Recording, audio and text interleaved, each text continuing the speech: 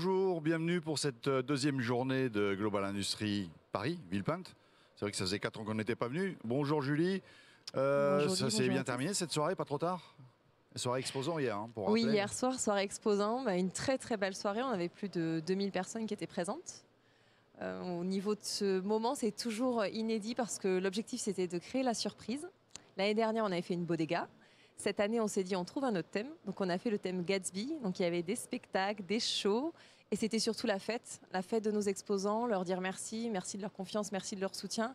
Et puis ce petit moment où les gens sont ensemble, se retrouvent, partagent. Et puis c'est aussi pour récompenser toutes les équipes qui sont présentes pendant 4 jours de salon. C'est vrai que ça faisait du bien, surtout que ça venait après les awards, c'est ça. Hier, il y a eu la cérémonie, on n'en a pas parlé hier soir, des awards, et il y avait 6 prix, c'est ça? On avait 6 lauréats exactement hier soir. Et c'est toujours un moment un peu unique parce qu'on se pose toujours la question sur un salon, qu'est-ce qu'on va trouver comme nouveauté, qu'est-ce qu'on va trouver comme innovation. Et on était très contents parce qu'après une crise, on se demande comment notre industrie va se transformer. Et là, vraiment, il y avait 123 sociétés qui ont joué le jeu, qui ont montré des nouveaux produits. Et on sait combien c'est pas évident d'innover dans l'industrie sur un court temps. Donc c'était impressionnant de voir ces innovations. On avait beaucoup de choses sur la 3D. C'est ce qui nous a quand même pas mal surpris. Des sujets aussi autour du jumeau numérique, de la transition numérique et de vraiment ces nouveaux systèmes d'apprentissage aussi. Donc c'était très en thème, j'allais dire, et très en lien avec le sujet de la réindustrialisation. Et c'était lié justement ce thème parce que tous les ans, vous avez souhaité avoir un thème, c'est ça, sur le salon. L'an dernier, c'était transition Écologique. Transition écologique. Et cette année, c'est cette année, c'est le focus sur la réindustrialisation responsable. Je crois qu'on est très clairement dans un contexte d'actualité très fort. Pourquoi avoir choisi ce thème justement, oui? Justement parce que... difficile à prononcer, hein, c'est pour ça que je ne l'ai pas dit. Réindustrialisation responsable, c'est complexe. Mais pourquoi avoir choisi ce thème-là Pourquoi avoir choisi ce thème-là? C'est parce qu'on s'en est rendu compte, on le sait depuis de nombreuses années, surtout dans le monde de l'industrie, mais je crois que le grand public et les politiques l'ont encore plus vu avec les dernières crises qu'on a vécues. Un pays sans outils de production, sans usines, finalement, c'est un pays qui se meurt. Aujourd'hui, on a une crise depuis le Covid d'un contexte mondial. On a en plus, par rapport malheureusement à ce conflit qui est en Ukraine aujourd'hui, en Europe et à nos portes, on a aussi une crise sur les approvisionnements, on a une crise sur les matières premières. Donc, ces enchaînements successifs et du coup, ce manque de visibilité sur l'avenir, ça nous oblige à se dire, on est obligé d'avoir un outil de production à proximité, avec des sous-traitants, avec des entreprises qui créent, qui innovent. Et ça, cette industrie, elle ne peut pas se faire sans les compétences, sans les technologies. Et donc, c'est cette thématique-là qu'on veut véritablement mettre en avant. Donc, on avait choisi vraiment 4 axes sur l'événement. Donc, il y a une animation qui le met en relief, mais il y a bien sûr aussi tous les exposants qui y participent, plus les contenus de conférences.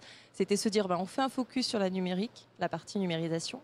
On fait un focus sur l'environnement et tous les sujets autour de la décarbonation. Ça veut dire que c'est un fil conducteur? Oui. C'est pas un côté marketing, affichage au départ, c'est vraiment un fil conducteur sur tout le salon, c'est ça? Oui, c'est la ligne éditoriale du salon et ça permet vraiment d'avoir la possibilité finalement de se saisir du contenu avec plusieurs axes, soit grâce aux conférences, parce qu'il y a des retours d'expérience avec des entreprises qui témoignent sur toutes les démarches qu'elles font, soit grâce aux technos qu'on utilise. Donc il y a le sujet véritablement aussi technologique qui est mis en avant sur le salon et comment on automatise, comment on robotise, comment on digitalise, comment tous ces leviers-là permettent aussi de réindustrialiser en France. Et puis, il y a tout ce sujet aussi sur les contenus d'information qu'on peut mettre en place grâce aux animations et aux témoignages des entreprises. Alors, il y a une animation spécifique ou c'est uniquement toutes les conférences que vous avez architecturées autour de ce thème-là ou des éléments que vous avez architecturés? Vous avez aussi fait une plateforme, c'est ça? Sur un salon, il faut pouvoir avoir plusieurs façons d'attraper, j'allais dire, et de capter un message. Donc les conférences, c'est un moyen, les stands, c'en est un autre. Et puis les espaces d'animation, c'est assez particulier parce que ça mélange entre guillemets tout. Et on a cette possibilité de faire en sorte d'avoir des interviews, comme l'exercice qu'on fait aujourd'hui finalement. Et donc là, on permet à des entreprises de faire passer des messages. On a aussi des bornes tactiles qui permettent justement de capter les contenus, de retrouver des vidéos, de voir toutes ces entreprises qui sont en train de pousser ces démarches. Et finalement, ça permet aux visiteurs ensuite, j'allais dire, de s'enrichir et de se dire, je vais aller le découvrir aussi tout ce qu'il y a sur le salon. Donc, c'est un melting pot, j'allais dire, de plein d'informations différentes qui permettent après de repartir avec un max d'inspiration et d'idées nouvelles. Et cet espace, il fait combien de surface? J'avoue, je ne l'ai pas vu. Donc, comment ça, vous ne l'avez pas vu? GI Channel n'a pas fait encore de reportage. Il y a des équipes qui y sont allées. Mais je n'en ai pas fait partie, mais je vais y aller. Oui, il reste encore 3 jours. Il reste encore 3 jours, Donc, mais je c'est dois pour pas ça être que le seul à y aller. Il faut que tous ceux qui nous faut écoutent, que tout le monde y aille, c'est viennent. pour ça. Alors il est positionné vraiment de façon stratégique dans le salon parce que quand vous arrivez dans le hall 6, vous avez ce magnifique escalator sur lequel vous avez la vue sur toutes les entreprises. Et en fait, dès l'accueil, j'allais dire, de ce hall, vous avez ce grand espace. Donc, qui est visible hein, parce que vous avez un immense écran qui permet de retransmettre tous les messages. Il y a à peu près 200 mètres carrés d'animation. Donc c'est plutôt imposant, c'est plutôt visuel.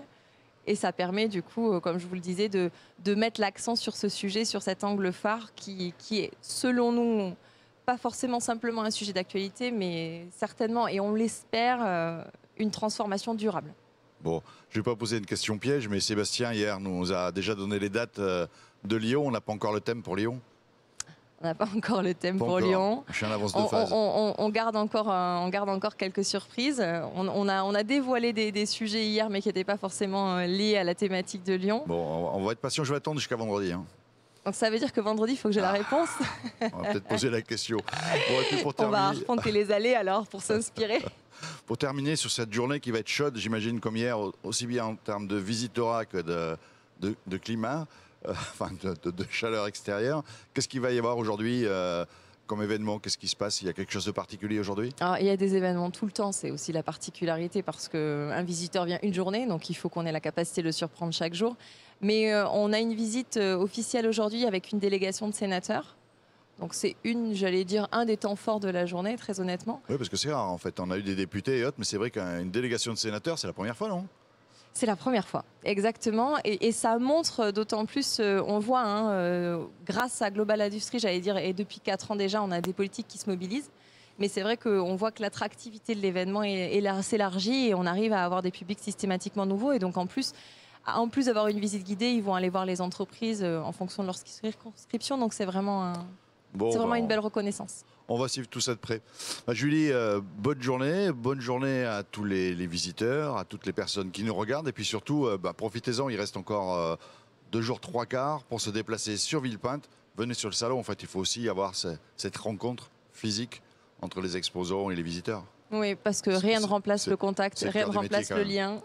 Merci à vous et bonne journée. Merci.